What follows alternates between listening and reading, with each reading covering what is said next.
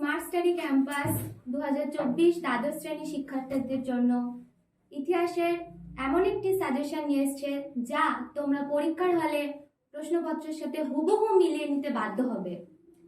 তা বেশি কথা আর বাড়াবো না, তোমরা কোশ্চেনগুলো পরপর আমি বলছি, তোমরা একটু নোট করে নাও। কোশ্চেন নাম্বার 1, জাদুঘর কাকে বলে? অতীত পুনর্গঠনে জাদুঘরের ভূমিকা আলোচনা করো। জাদুঘরের প্রকারভেদ। কোশ্চেন নাম্বার 2, সাম্রাজ্যবাদ বলতে কি বোঝো? সাম্রাজ্যবাদ উদ্ভবের কারণগুলি সংক্ষেপে বর্ণনা করো। Question number 3, British east India কোম্পানির আমলে ভারতের ভূমি রাজস্ব ব্যবস্থার সংক্ষিপ্ত পরিচয় দাও। কোশ্চেন নাম্বার 4, চীনের ওপর আরোপিত বিভিন্ন অসম চুক্তিগুলির সংক্ষিপ্ত আলোচনা করো। কোশ্চেন নাম্বার 5, চীনের চৌঠা মে আন্দোলনের কারণগুলি বিশ্লেষণ করো। এই আন্দোলনের প্রভাব আলোচনা করো। কোশ্চেন নাম্বার 6, 1935 খ্রিস্টাব্দে ভারত শাসন আইনের প্রেক্ষাপট ও শর্তাবলী আলোচনা করো। এই আইনের গুরুত্ব কি ছিল? কোশ্চেন নাম্বার 7, জালিয়ানওয়ালাবাগের হত্যাকাণ্ডের প্রেক্ষাপট কি ছিল? এই ঘটনার গুরুত্ব কি ছিল? কোশ্চেন নাম্বার 8, জোট নিরপেক্ষ নীতি কি ছিল? জোট নিরপেক্ষ আন্দোলনের উদ্দেশ্য আলোচনা করো। কোশ্চেন নাম্বার 9, ঠান্ডা লড়াই বলতে কি বোঝো এবং ঠান্ডা লড়াইয়ের তাত্ত্বিক ভিত্তি ব্যাখ্যা করো। কোশ্চেনের অনেক জায়গায় প্রিন্টিং মিস্টেক থাকতে পারে, তোমরা যদি কিছু বুঝতে অসুবিধা হয় তোমাদের, তাহলে আমাদের স্ক্রিনে দেওয়া নাম্বারে তোমরা যোগাযোগ করতে পারো। কোশ্চেন নাম্বার 11,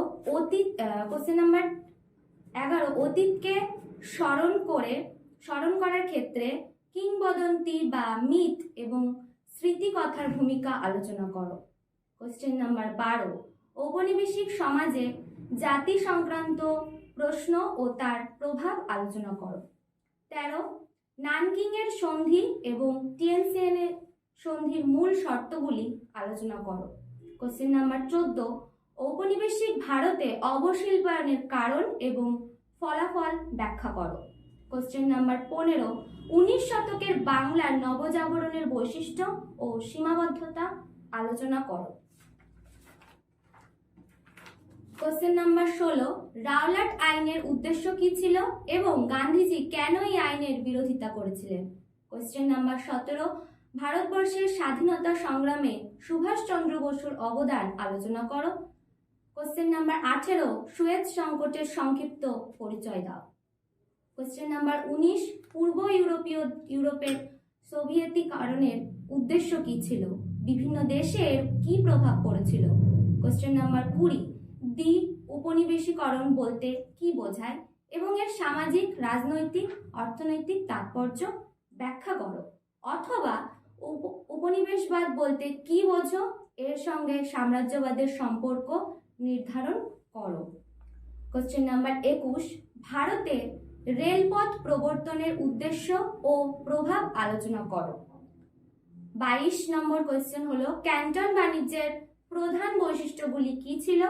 এই বাণিজ্যের অবসান কেন ঘটে? 23 নম্বর, সমাজ ও শিক্ষা সংস্কারে রাজা রামমোহন রায়ের অবদান মূল্যায়ন করো। কোশ্চেন নাম্বার 24, লখনৌ চুক্তির শর্তাবলী উল্লেখ করো।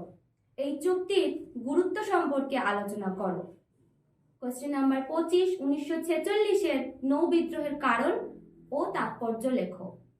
কোশ্চেন নাম্বার 26, 1950-এর দশকে আন্তর্জাতিক রাজনীতিতে কমিউনিস্ট চীনের প্রভাব নিরূপণ করো। 27 নম্বর কোশ্চেন হলো, ট্রমান নীতি ও মার্শাল পরিকল্পনা সংক্ষেপে আলোচনা করো। 28 নম্বর কোশ্চেন হলো, বাংলাদেশের মুক্তি যুদ্ধের সংক্ষিপ্ত পরিচয় দাও। এই যুদ্ধে ভারতের ভূমিকা কি ছিল? কোশ্চেন নাম্বার 29, চিরস্থায়ী বন্দোবস্তের প্রধান শর্তগুলি লেখো।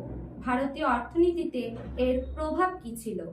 কোশ্চেন নাম্বার 30, ঈশ্বরচন্দ্র বিদ্যাসাগরের শিক্ষা ও সমাজ সংস্কারের বিবরণ দাও। কোশ্চেন নাম্বার 31, আলিগড় আন্দোলনের সংক্ষিপ্ত পরিচয় দাও। কোশ্চেন নাম্বার 32, 1909 খ্রিস্টাব্দে মর্লে মিন্টো সংস্কার আইনের প্রধান বৈশিষ্ট্য ও গুরুত্ব আলোচনা করো। কোশ্চেন নাম্বার 33, রাওলাট আইনের উদ্দেশ্য কি ছিল? গান্ধীজি কেন এর বিরোধিতা করেছিলেন?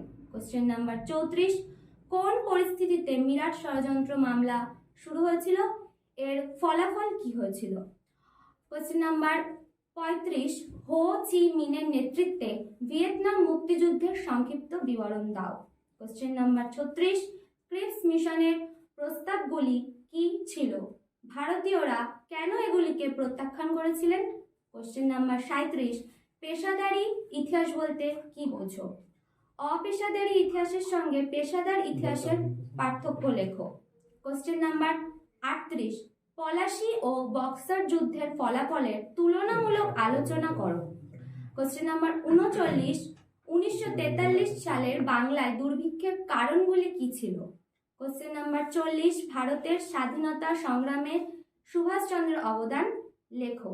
লাস্ট কোশ্চেন 41 নাম্বার কোশ্চেন হলো মন্টেগু চেমসফোর্ড সংস্কার আইনের সমালোচনামূলক বিশ্লেষণ করো। স্মার্ট স্টাডি ক্যাম্পাস তোমাদের সকলের জন্য 4 নাম্বার এবং 8 নাম্বারের এই কোশ্চেনের সাজেশনগুলি নিয়ে এসছে। মার্ক করা কোশ্চেনগুলো তোমরা ভালো করে পড়বে। আশা করি তোমাদের কোশ্চেনগুলো অনেক সাহায্য করবে এবং কোশ্চেনগুলো পরীক্ষার হলে হুবহু মিলিয়ে তোমরা নিতে বাধ্যই হবে। আর যদি কোথাও বুঝতে বা কোনো কোশ্চেন বুঝতে অসুবিধা হয় তাহলে তোমরা স্ক্রিনে দেওয়া নম্বরে অবশ্যই যোগাযোগ করবে। স্মার্ট স্টাডি ক্যাম্পাস তোমাদের 24 ঘন্টা সহায়তা নিয়োজিত। Thank you.